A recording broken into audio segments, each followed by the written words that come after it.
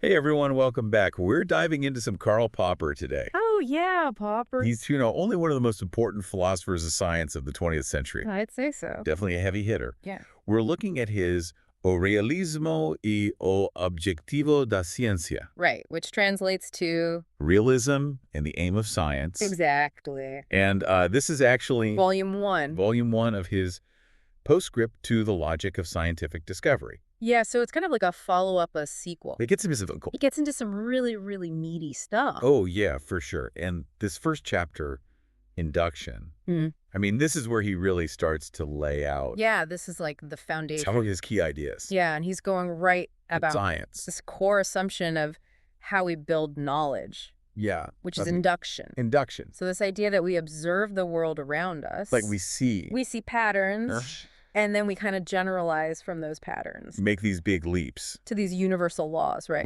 Right. So, like, the classic example, all swans are white. Yeah, okay, yeah, I remember that from, like, Philosophy 101. Right. You observe things, you see a bunch of white swans, and then you're like, okay, I guess all swans are white. Yeah, you just kind of assume. It's simple, right. Easy peasy. But Popper comes along and says, hold on a minute. Not so fast. Not so fast. He says, no matter how many white swans you see. Like even thousands and thousands. Right. You can never be absolutely certain. That there's not, like, one black swan out there. Exactly. Just hiding. Yeah. Chilling on some distant pond. Just waiting to ruin your theory. And that's it. Game over.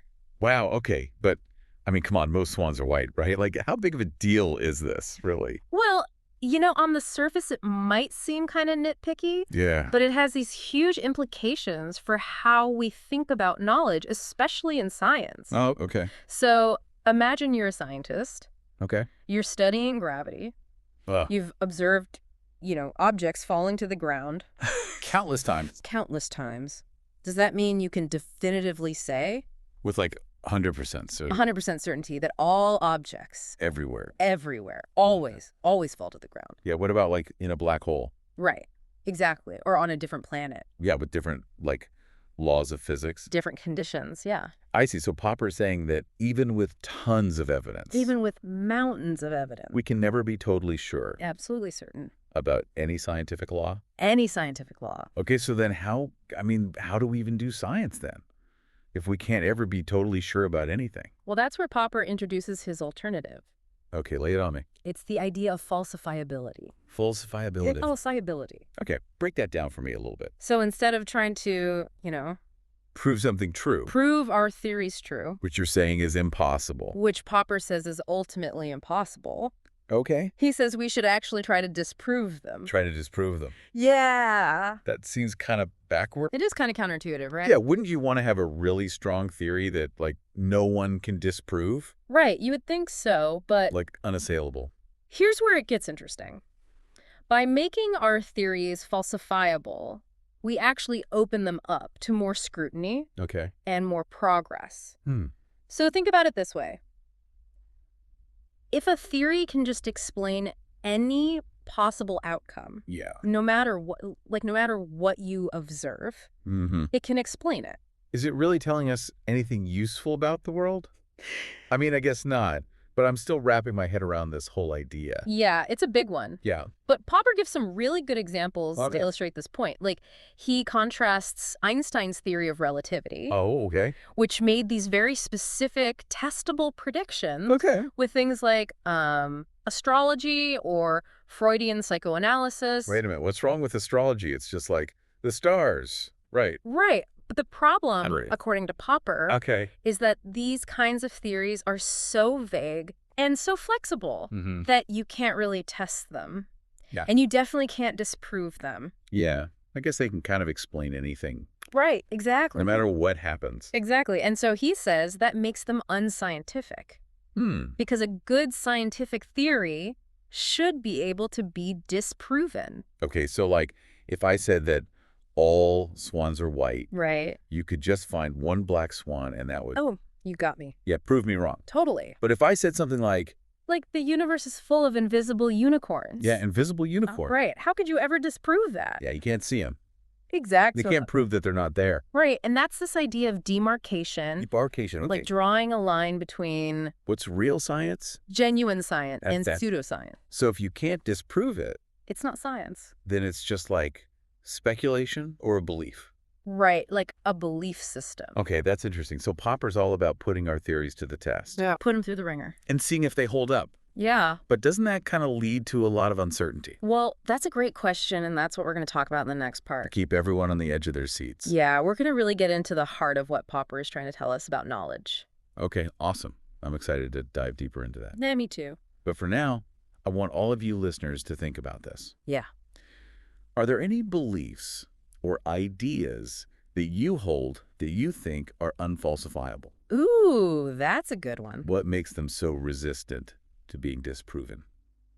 Think about that. Yeah, chew on that for a bit. All right, we'll be back soon to continue our exploration of Popper's ideas.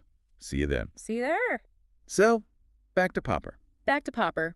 You left us hanging last time with this idea of unfalsifiable beliefs. Oh, right.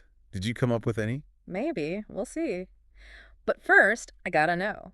How does Popper see scientific progress happening if we can never really be sure about anything? Well, for Popper, it's not about slowly piling up evidence to support a theory, like we talked about with induction. Right, exactly. He says it's more about this back and forth Back and forth. between conjectures and refutations. Conjectures, so like bold guesses. Yeah, like hypotheses, putting an idea out there. And refutations are... trying to disprove it, find the flaws. So it's like a constant testing process. Yeah, like a game almost. Okay, I like that. Scientists are trying to knock down their own theories.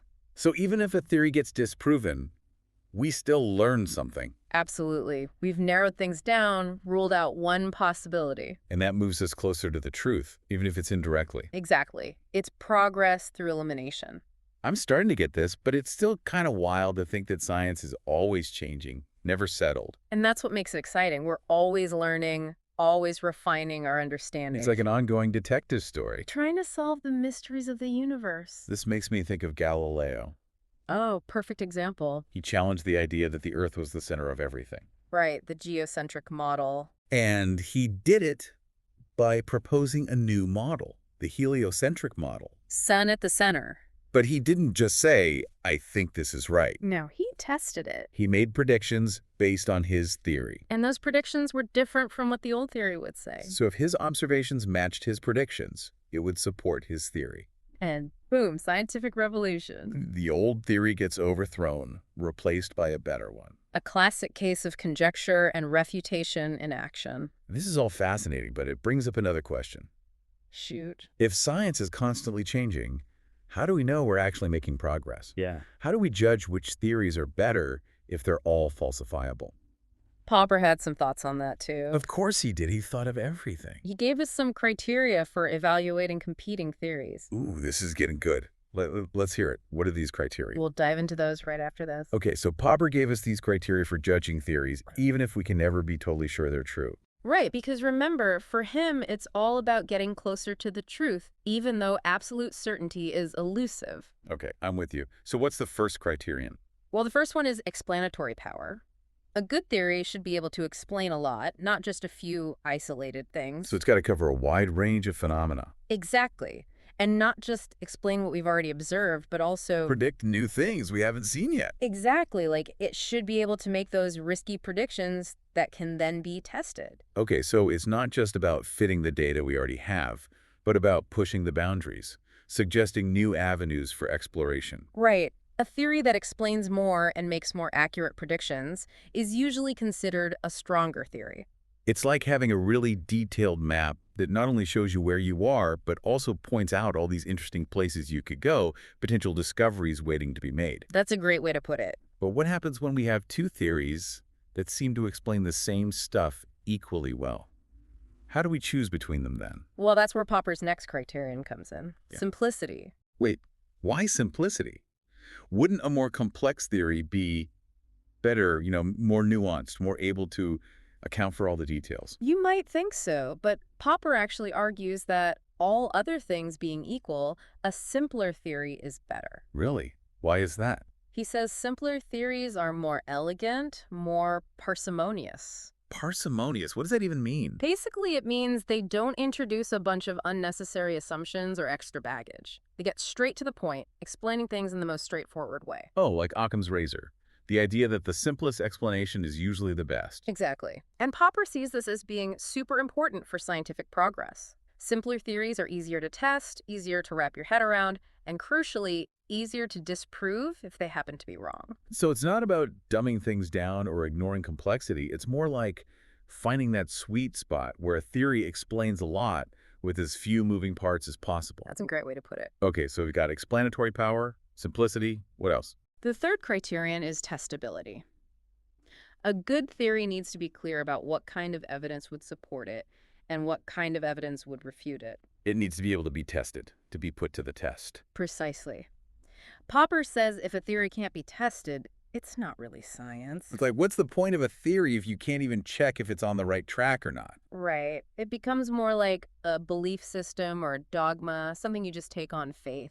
Okay, I get it. So for Popper, it's not enough for a theory to just sound good or seem plausible. It has to be able to face the music, to be subjected to rigorous testing. You got to put its money where its mouth is. Exactly. And that's what gives science its power, its ability to constantly self-correct and evolve over time. This has been a mind-blowing deep dive. Mhm. It's really changed how I think about science. Yeah, me too. It's not about finding the answer. It's more about the process, the journey. The constant quest for better and better explanations. Exactly. And I think Popper's ideas give us a framework for approaching that quest with both humility and excitement. Humility, because we have to accept that we might be wrong, that our current understanding is always provisional. And excitement, because there's always more to discover, always more to learn. Well, listeners, that brings us to the end of our deep dive into Karl Popper's induction. I hope you've enjoyed it as much as we have. His ideas challenge us to be critical thinkers, to constantly question our assumptions, and to always be open to new possibilities. So keep exploring, keep asking those tough questions, and remember, the quest for knowledge is a never-ending adventure.